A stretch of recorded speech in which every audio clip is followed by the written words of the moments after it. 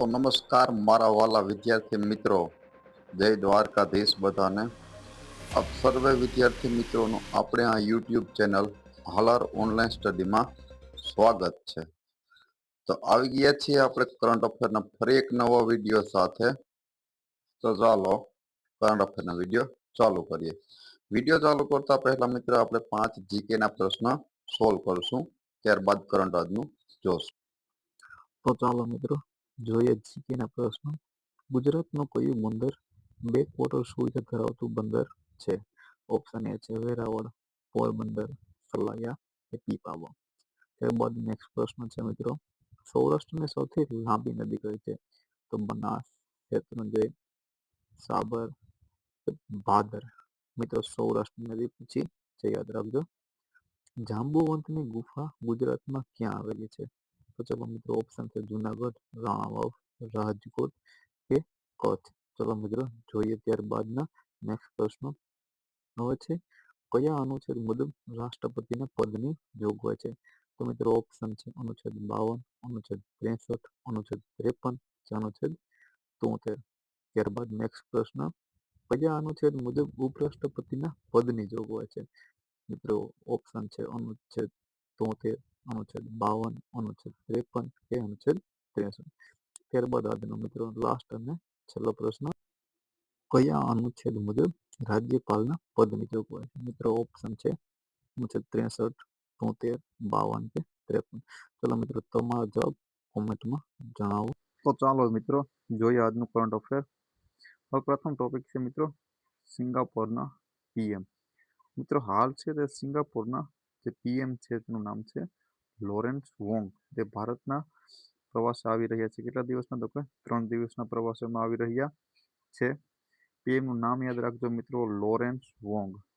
મોદી અને Lawrence Wong છે તે હૈદરાબાદ હાઉસમાં દ્વિપક્ષીય બેઠક યોજશે. ક્યાં યોજશે? તો કે હૈદરાબાદમાં દ્વિપક્ષીય બેઠક યોજાશે.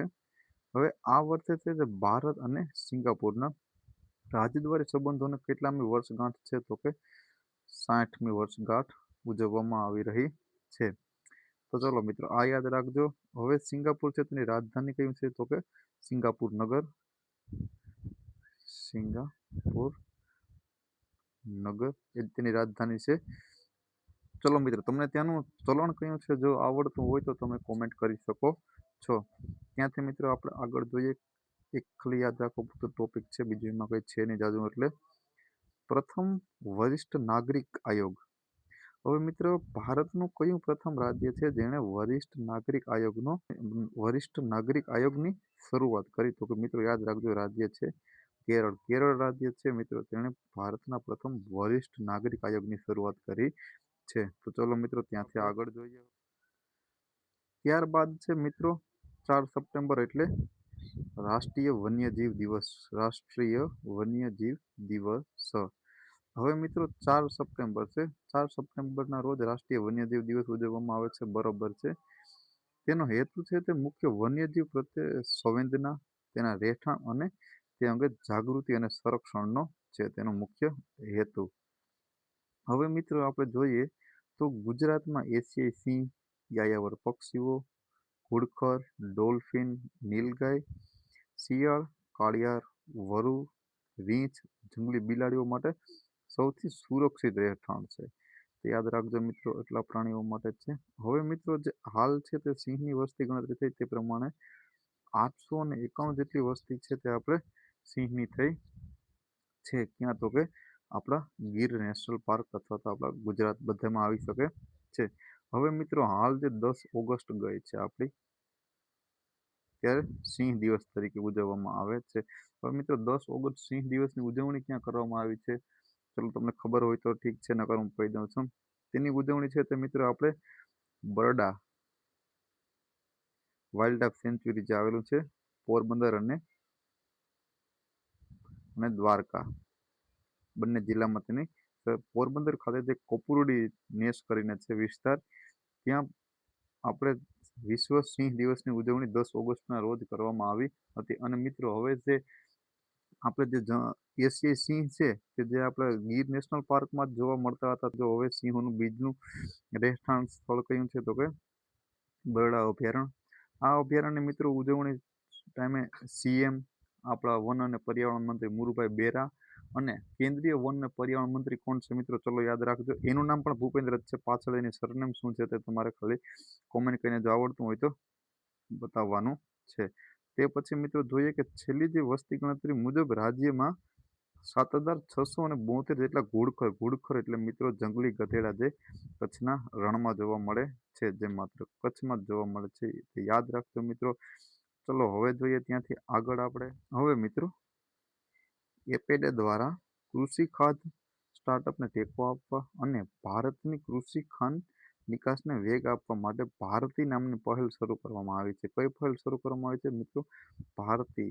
એ એટલું યાદ રાખજો. તેનું નામ તો આપણે અહીંયા લીધેલું છે, પણ નામ ખૂબ મોટું છે, તો એ પૂછાય એવું તો નથી લાગતું. પણ કઈ પહેલ શરૂ કરવામાં આવી છે મિત્રો? તો યાદ રાખજો, ભારતી નામની પહેલ જે કૃષિ માટે છે. હવે ભારતી એટલે મિત્રો તમારી જાણકારી માટે ખાલી એનું ફૂલ ફોર્મ બતાવી દઉં. Bharat hub for agrotech, vigilance, advancement and incubation for export enablement. આ તેનું ફૂલ ફોર્મ છે. હવે મિત્રો તેનો હેતુ શું છે? તો તેનો હેતુ છે સો કૃષિ ખાદ્ય સ્ટાર્ટઅપને સમર્થન આપવું. સ્ટાર્ટઅપ એટલે શરૂ કરવું. સો કૃષિ ખાદ્ય સ્ટાર્ટઅપને શરૂ કરવાનો તેનો હેતુ છે અને 2030 સુધીમાં 50 બિલિયન નિકાસનો લક્ષ્ય રાખેલો છે. તો મિત્રો આ લક્ષ્યાંક છે તે યાદ રાખજો અને ભારતી નામની પહેલ છે તે પણ યાદ રાખજો. ચલો મિત્રો ત્યાંથી આગળ જોઈએ. હવે છે મિત્રો પીએમ મત્સ્ય સંપદા યોજના. શું નામ છે? તો કે પીએમ મત્સ્ય સંપદા યોજના. હવે મિત્રો પીએમ મત્સ્ય સંપદા યોજના હેઠળ દરિયાઈ માછલાના ઉત્પાદનમાં ગુજરાત છે તે સમગ્ર ભારતમાં કેટલામાં ક્રમે? તો કે સેકન્ડ નંબર, બીજા નંબરે રહ્યું છે. યાદ રાખજો મિત્રો, ગુજરાત છે તે બીજા નંબરે રહ્યું છે મત્સ્ય ઉત્પાદનમાં. જ્યારે પ્રથમ ક્રમે છે તે આંધ્રપ્રદેશ રહ્યું છે. ગુજરાતને સૌથી લાંબો દરિયા કિનારો છે, જ્યારે બીજા નંબરનો સૌથી લાંબો દરિયા કિનારો પૂછે તો એ મિત્રો આવશે આંધ્રપ્રદેશ. યાદ રાખજો, જ્યારે મત્સ્ય ઉત્પાદનમાં આંધ્રપ્રદેશ પ્રથમ નંબરે છે અને ગુજરાત છે તે બીજા નંબર છે. ગુજરાતનું મિત્રો કયું બંદર છે જેને મત્સ્ય બંદર તરીકે ઓળખવામાં આવે છે? એ છે આપણું વેરાવળ, જે ગીર સોમનાથ ખાતે આવેલું, ગીર સોમનાથ જિલ્લામાં આવેલું છે. હવે મિત્રો આ યોજના હેઠળ કેન્દ્ર સરકાર છે તે ગુજરાતને કેટલી સહાય કરશે મિત્રો? તો કે 500 કરોડની સહાય આપશે. જ્યારે વિશ્વમાં સૌથી વધુ મિત્રો મત્સ્ય ઉત્પાદન પૂછે તો એમાં ચીન છે અને આ જ ક્રમમાં ભારત છે તે કેટલામાં ક્રમે છે? તો મિત્રો યાદ રાખજો, ત્રીજા ક્રમે છે ભારત. વિશ્વમાં મત્સ્ય ઉત્પાદનમાં ભારત કેટલામાં ક્રમે? તો કે ત્રીજા ક્રમે છે. હવે વૈશ્વિક મત્સ્ય ઉત્પાદનમાં ભારતનો હિસ્સો કેટલા ટકા છે? તો મિત્રો તો કે 8% જેટલો છે. આ સિવાય મિત્રો જે વેરાવળ છે તે માછલીઓના સંગ્રહ કરવા માટે શીતાગાર પણ આવેલા છે. આ સિવાય મિત્રો છે તે અહીં શાર્ક ઓઇલ પ્લાન્ટ પણ આવેલા છે વેરાવળમાં, તો એ મિત્રો ખાસ યાદ રાખજો.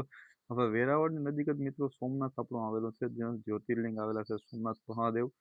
એ સિવાય મિત્રો સોમનાથમાં છે તે સંસ્કૃત યુનિવર્સિટી આવેલી છે. કઈ? તો કે સંસ્કૃત યુનિવર્સિટી ક્યાં આવેલી છે? તો મિત્રો એ તમારે યાદ રાખવાનું છે, સોમનાથ ખાતે આવેલી છે.